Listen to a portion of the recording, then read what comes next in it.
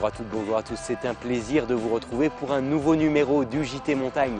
Aujourd'hui, nous sommes à Arèche, plus particulièrement sur le lieu qui a servi il y a quelques jours à peine comme ligne d'arrivée de la grande course, la mythique Pierre-Ament. Mais avant de revenir un peu plus sur l'organisation de cette 31e édition, on revit ensemble les grands moments de ce qui ont fait cette course. Tout de suite, c'est la news de la semaine. La news prend cette semaine des allures de coup de cœur, car nous allons parler de Kurt Diemberger, le cinéaste des 8000, premier vainqueur du Broad Peak en 57, puis du Dolaguiri en 1960, passe enfin de l'autre côté de la caméra. En effet, à travers le film Kurt Diemberger vers où, sorti en salle fin janvier de manière quasi intimiste, le réalisateur allemand Luca Beach nous livre là un portrait intimiste d'une légende de l'alpinisme. Des chaudes lumières des Dolomites aux pâleurs himalayennes, il s'agit là d'un autre regard sur l'homme qui, le premier, a rapporté des images des plus hauts sommets du globe. Toujours à l'affiche dans certaines salles obscures triées sur le volet, nous vous invitons donc à découvrir cette œuvre poignante et puissante.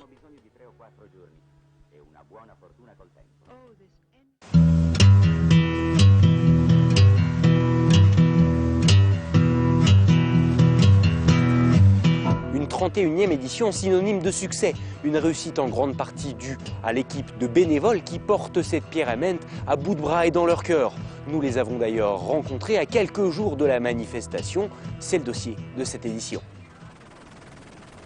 208 équipes étaient sur la ligne de départ ce mercredi matin en ce premier jour de la Pierre. Si cette première matinée a principalement été marquée par l'abandon surprise du duo italien composé de Matteo Edelin et de Damiano Lenzi suite à une bronchite, il en fallait plus pour entamer le moral des concurrents. Au centre des regards, le duo des locaux William Bonmardion et Xavier Gachet et celui composé de Gillian Jornet et de Matteo Jacquemou, tous deux bien placés dans le classement Coupe du Monde. D'ailleurs, les deux hommes ont imposé leur rythme dès le début de l'épreuve. La première grosse montée met en effet les organismes à rude épreuve pour accéder à la légette de 1355 mètres, point culminant de ce premier jour de course. Avec 2584 mètres de dénivelé positif, il n'en fallait pas plus pour mettre à l'aise le duo Jornet-Jacquemou qui domine cette première étape de bout en bout et s'impose 4 minutes devant les Beaufortins. Du côté des femmes, c'est un comeback incroyable de Laetitia Roux et d'Axel Mollaret après les blessures qu'elles ont connues. Le duo s'impose avec la manière, se classant 34e au scratch et laissant les Espagnols Mireia Miro et Claudia Galicia, seul adversaire réel, à plus de 12 minutes. Sur la deuxième étape, 2461 mètres de dénivelé positif étaient au programme avec notamment l'ascension du Comborzier et ses 2428 mètres, puis du col sans nom à 2535 mètres. Mais côté courses, pas de surprise. Pour faire simple, on prend les mêmes et on recommence. Gillian Jornet et Matteo Jacquemou mènent la compétition de main de maître, enchaînant les premières montées à un rythme effréné, ne laissant personne les rattraper. Au final, ils s'imposent largement, laissant Bonmardion et Gachet à 6 minutes derrière. Les Italiens Michel Boscacci et Robert Antonioli complètent le podium. Côté féminin, ça a le mérite d'être simple avec Laetitia Roux et Axel Mollaret qui surclassent véritablement tous leurs adversaires et s'imposent sans se poser de questions, cumulant plus de 22 minutes d'avance sur le reste des filles engagées dans cette 31e Pierre-Amantin. Finalement, le seul suspense concerne véritablement les 2e et 3e places. S'ensuit le 3e jour, la plus longue étape de la compétition mais qui ne change pas grand-chose quant au classement général. Matteo Jacquemou et Kilian Jornet-Burgada reprennent leur place aux avant-postes, suivis de près par les Italiens qui réussissent à s'accrocher à la 2e place du jour comme au général, repassant donc devant les locaux de l'étape, Bonmardion et Gachet. A noter la très belle 3e place de Didier Blanc et Alexis Sévenec qui restent donc en lice pour monter sur la boîte à l'issue du dernier jour de course. Chez les femmes, même topo, l'équipe française en forme semble à proprement parler imbattable. Laetitia Roux et Axel Mollaret continuent donc de creuser l'écart sur les Espagnols et les Italiennes qui régleront donc leur compte sur cette dernière étape et le mythique Grand Mont. Il s'agissait d'ailleurs d'un rendez-vous très attendu par le public. En effet, ils étaient plusieurs centaines à s'être massés sur le point culminant de cette 31e Pierre-Ament. Tous étaient venus accompagner les grands noms de la discipline. D'ailleurs, sur cette étape emblématique, c'est William Bonmardion et Xavier Gachet qui tirent leur épingle du jeu. Cette étape, ils la connaissent par cœur et en profitent pour s'offrir une victoire à domicile, avalant les 2543 mètres de dénivelé positif en à peine 2 h et 27 minutes. Juste derrière eux, on retrouve bien sûr Kylian Jornet et Matteo Jacquemou à 1 minute, qui s'imposent donc au classement général. La team Bombardier-Gachet prend donc la 2e place, suivie par les Italiens Boscacci, Antonioli, qui complètent donc le podium. Du côté des femmes, carton plein pour les Françaises qui s'imposent sur cette dernière étape et tout logiquement qui remportent cette 31e Pieramanta avec près de 50 minutes d'avance sur les Espagnols Mireia Miro et Claudia Galicia. L'équipe italienne composée de Katia Tomatis et Martina Valmasui complète le podium de ce classement général. Qui a dit qu'il n'y avait pas de neige cet hiver? Eh bien nous l'avons trouvée. Elle attendait juste le départ de tous les touristes. Tout de suite, c'est la Minute Matos et nous on se retrouve juste après avec notre invité. La mode est décidément aux objets connectés. Après le golf, les jeux de ballon et le tennis, PIC, le fabricant français de trackers d'activité, s'est associé à Rossignol et propose depuis cet hiver un système de strap et un capteur qui vous permettra via votre smartphone d'évaluer vos performances sur les pistes. Le capteur incorpore 13 axes et mesure précisément les paramètres tels que la vélocité, la hauteur, le temps en suspension dans l'air, la force de gravité, l'amplitude, les trajectoires et j'en passe. Connectés avec l'application estampillée Rossignol, les skieurs expérimentés mesureront leur pointe de vitesse, la rapidité d'exécution d'un virage, la qualité des sauts ou encore le temps de ski effectif. Il existe même un mode dans lequel on peut défier les autres puisqu'on peut partager les données et se créer une communauté d'amis. Alors, qu'est-ce qu'on pense de la bestiole au JT Montagne? Un gadget pour celles et ceux qui sont là pour se faire plaisir certainement. Les applications GPS de leur smartphone suffiront amplement à mesurer leur effort de la journée. Mais c'est évidemment un très bon outil de création de base de données pour ceux qui cherchent la performance. La preuve, les ambassadeurs de cet appareil ne sont autres que Brice Roger et Benoît Valentin, excusez du peu.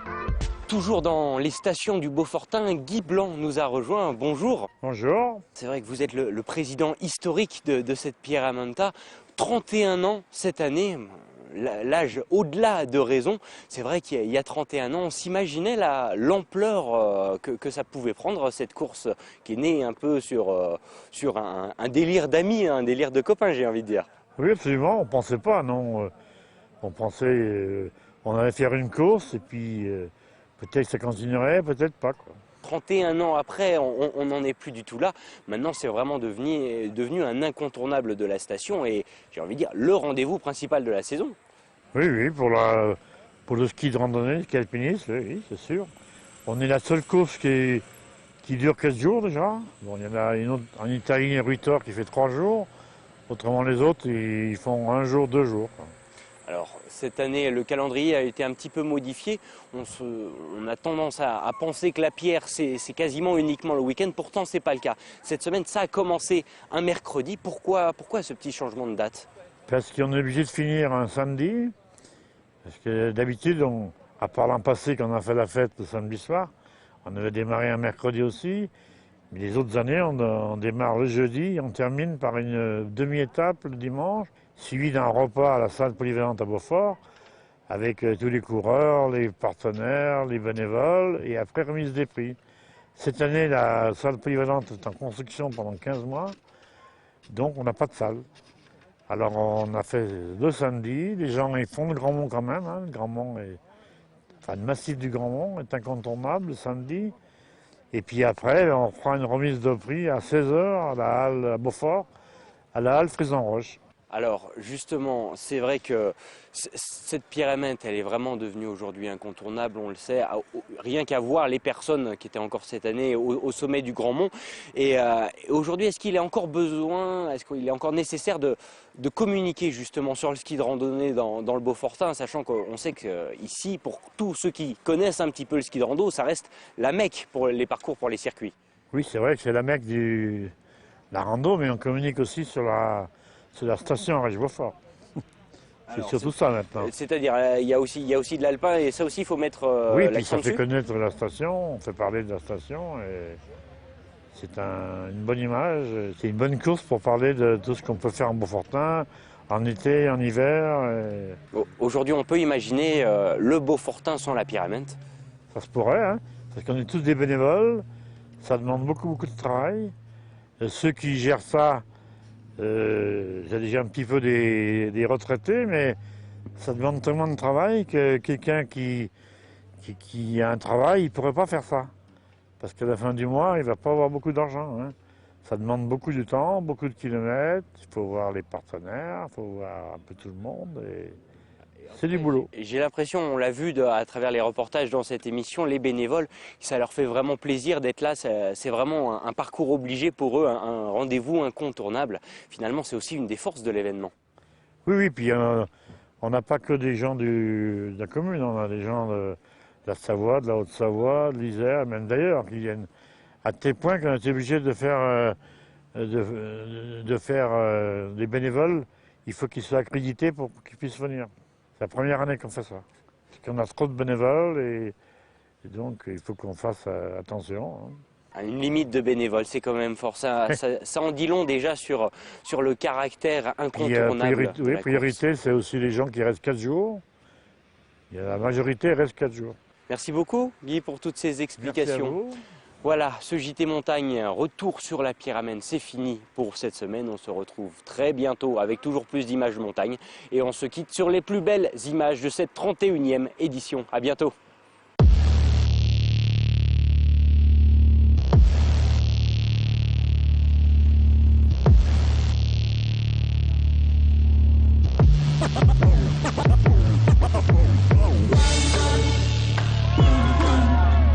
La 31e Pyramenta, dernier acte.